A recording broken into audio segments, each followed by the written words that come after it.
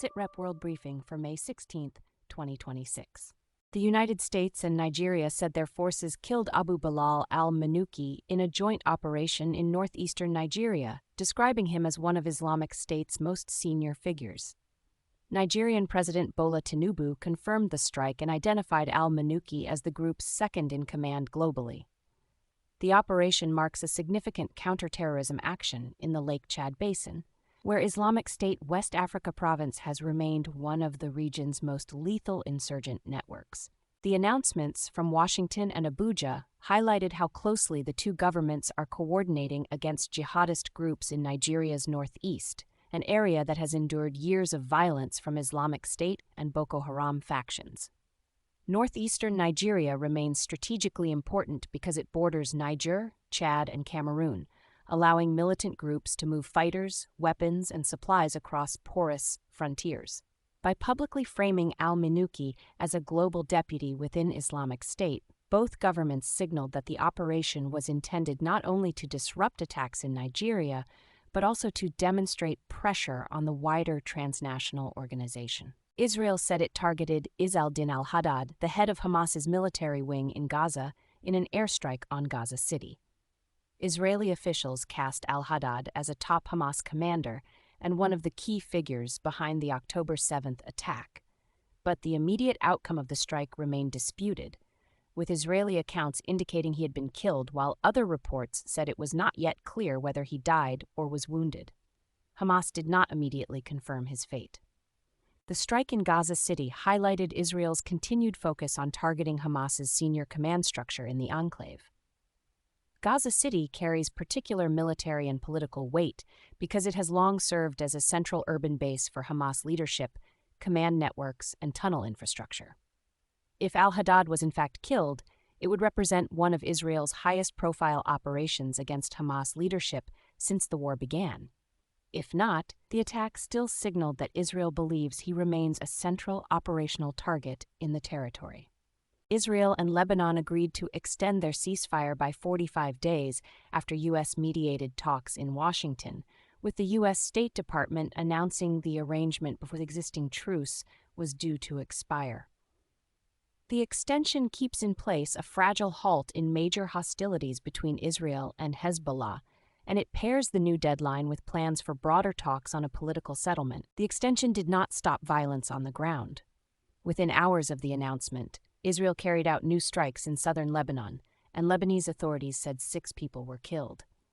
The ceasefire first took effect on April 17th, but cross-border fire has continued. That makes the coming negotiations especially important because a temporary 45-day rollover buys time, but does not by itself resolve the political and security disputes driving the confrontation. President Donald Trump warned Taiwan against declaring independence after his summit with Chinese President Xi Jinping in Beijing, saying he wanted Beijing and Taipei to cool down tensions over the self-governing island. The intervention came at the end of a visit in which Taiwan remained one of the most sensitive issues on the agenda. Trump's warning signaled that the White House was trying to discourage any move by Taipei that could trigger a sharper confrontation with the mainland.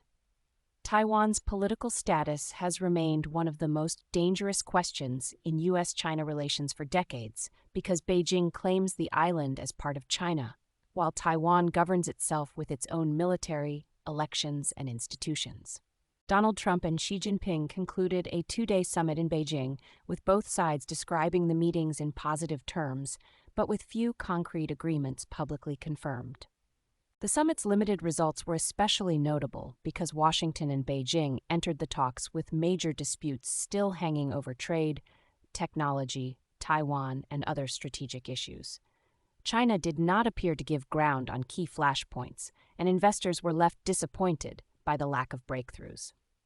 The Beijing meeting was important less for signed deals than for what it revealed about the balance of power in the relationship.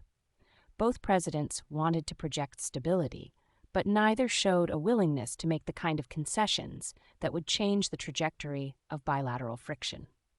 Africa's CDC declared a new Ebola outbreak in Ituri province in eastern Democratic Republic of Congo after reported infections and deaths climbed sharply, prompting a regional health alert in an area that borders Uganda and has repeatedly faced deadly cross-border disease threats. The outbreak has killed 80 people, and around 246 cases have been reported. At least one case has also been identified in Uganda. The declaration places renewed pressure on Congolese health authorities, Africa CDC, and neighboring governments to intensify surveillance, isolate patients, and organize contact tracing in a region where insecurity, weak transport links, and overstretched clinics have repeatedly complicated outbreak control. Eastern DR Congo has endured several Ebola emergencies over the past decade. Ituri's roads, trading routes, and displacement corridors connect communities across borders, making early containment crucial for Uganda, South Sudan, and the wider Central African region. The latest outbreak revives concerns about Ebola spreading through families, health facilities, and local travel networks before a full emergency response is in place. For DR Congo, the stakes are high because the country has experience fighting Ebola, but repeated outbreaks have strained public trust and public health capacity, especially in conflict-affected eastern provinces. The mounting toll reported this week indicates that the response has moved beyond isolated case management and into a broader effort to prevent another major regional epidemic centered on Ituri. A French investigative magistrate has opened a probe in Paris into a complaint tied to the 2018 killing of Saudi journalist Jamal Khashoggi, after rights groups filed allegations against Saudi Crown Prince Mohammed bin Salman. The case marks a new legal step in France over a killing that took place at the Saudi consulate in Istanbul on October 2, 2018. The Paris proceeding focuses renewed attention on Mohammed bin Salman, the de facto ruler of Saudi Arabia. By agreeing to examine the complaint, the French court has not issued a verdict or charge, but it has moved the matter into a formal judicial track in one of Europe's most important legal jurisdictions. Sources are available at sitrepbrief.com.